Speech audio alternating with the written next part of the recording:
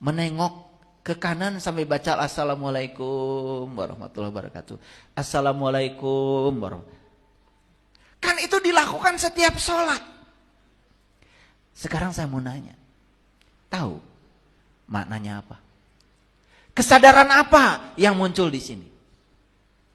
Nengok ke kanan, bilangnya Assalamualaikum warahmatullahi wabarakatuh.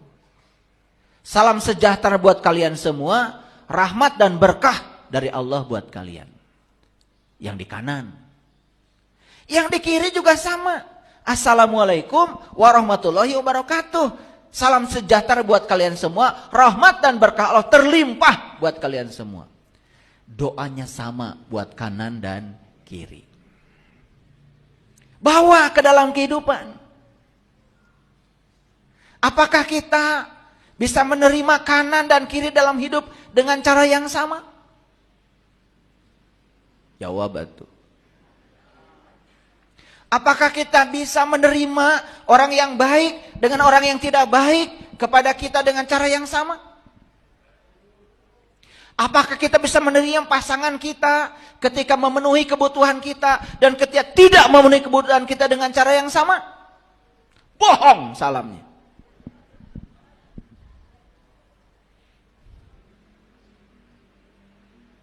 Dan kita tidak merasa menipu diri sendiri.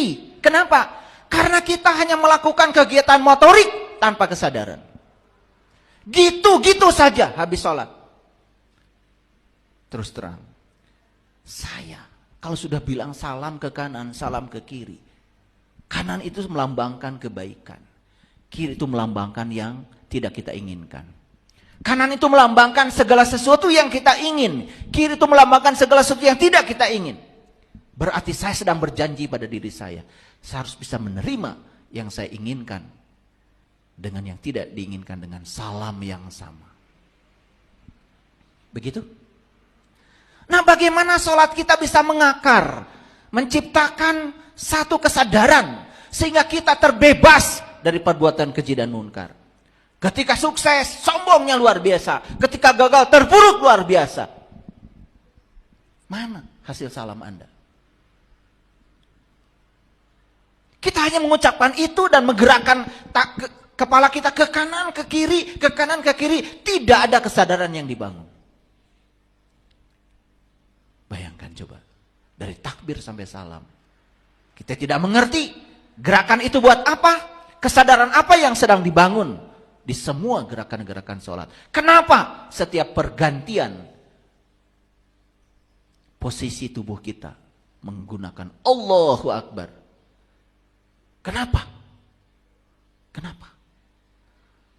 Kenapa dari tangan begini, kemudian tangan begini Allahu Akbar? Kenapa ketika mau ruku harus Allahu Akbar? Kenapa itidal harus Allahu Akbar? Kenapa sujud Allahu Akbar? Sadar? Karena hidup adalah perubahan. Dan setiap kita berubah, Allahu Akbar. Percaya sama akbarnya Allah. Hari ini kita punya, besok tidak punya, Allahu Akbar. Hari ini orang baik sama kita, besok orang menghujat kita, Allahu Akbar. Allah yang akbar, dia yang maha tahu, dia yang maha segalanya, percayakan sama dia. Gak ada yang buruk menurut dia. Baik dan buruk adalah pikiran kita. Begitu? Apa kabar sholat kita? Pantas kalau sholat kita malas. Karena apa? Kita cuma ngitung rakaat. Nanti bakalan jaga deui. Padahal hidup itu di sini, saat ini, sekarang. Untuk melihat jaga kita selamat, lihat hari ini kamu selamat atau tidak. Untuk melihat jaga kita selamat, lihat kehidupanmu hari ini. Jangan nunggu jaga. Jangan berjudi tentang masa depan. Masa depan kita akan baik kalau hari ini kita menciptakan sebab-sebab yang baik. Setuju? Kalaupun masa depan itu ada, itu hanya akibat dari hari ini. Ingin memanen masa depan yang baik, tanam semua yang baik. Jadi, kalau saya bongkar rahasia sholat semuanya, gak cukup waktu. Ini hanya contoh bahwa orang munafik itu suka mendirikan sholat, tapi sholatnya malas. 2, yura'unan nas. Dia suka mendirikan sholat. Tapi ria di hadapan manusia. Ria itu ada dua hadirin. Dalam ilmu fikih ada ria nifak, ada ria adat. Ria nifak. Ria nifak nih. Mau mendekatkan diri kepada Allah karena ada muatannya. Karena banyak masalah baru mendekatkan diri pada Allah. Orang yang kayak gini masalahnya tambah banyak.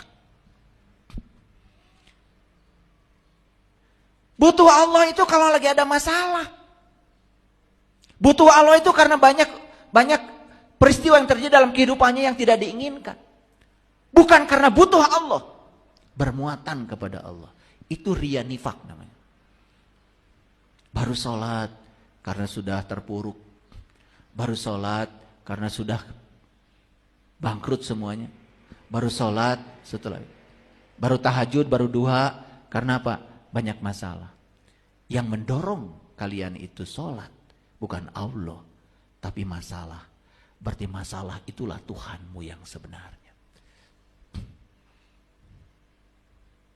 Kalau kamu sholat seperti itu, saksikan saya. Masalahmu tambah banyak. Karena masalah adalah Tuhan. Kalau kita mau mendekat kepada Allah, mau merasakan kehadiran Allah, ya sudah. Lakukan saja. Jangan diembel-embeli apapun. Allah akan mengurus semuanya.